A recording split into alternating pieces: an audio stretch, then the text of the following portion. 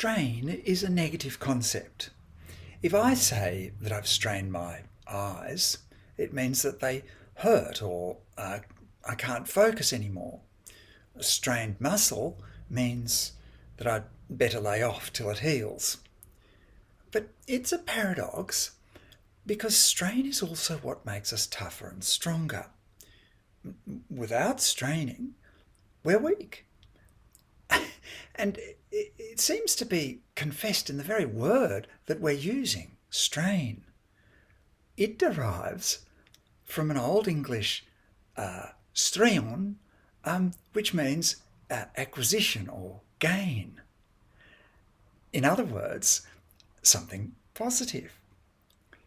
And yet more wonderfully, the ancient form of strain has Germanic origins related to the Latin verb struere, to build up.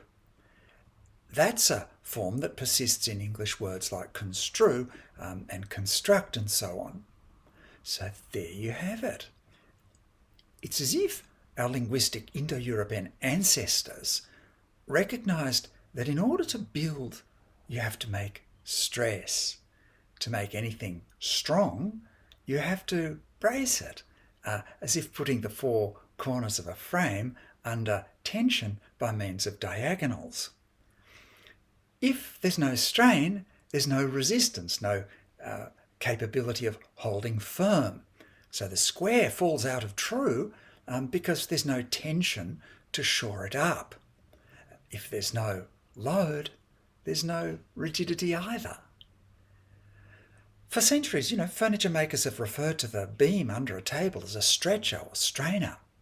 The motif isn't to stretch something in the sense of pull apart, but to clamp the four legs in a fixed relation. But to achieve this rigidity, the wood beneath the table needs to be taut and straight. And straining, like German strecken, keeps things straight. Sometimes language tells stories all by itself. It's not what we say through language, but what language says before we use it. Through its own evolution, strain leads to fatigue, but it also leads to strength. So ancient Greek vocabulary developed the idea of a good strain, eutonia, meaning both tension and vigour. In many languages, strain is analogous to pressure, like Russian, напряжение, and for obvious reasons it's related to load, as in German Belastung, because of the burden that the strain implicitly grapples with. One way or another, these are all measures of strength. It's as if our linguistic ancestors from time immemorial understood that we feel, or that they understood what we would still today feel in the gym. The strain is burdensome and potentially damaging, but it's also the formula for becoming strong. You therefore seek it as much as we have a reflex to deflect it.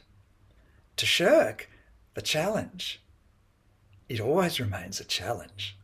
And I suppose that the forbidding labour of self-enforced strain explains why we're mostly fairly weak.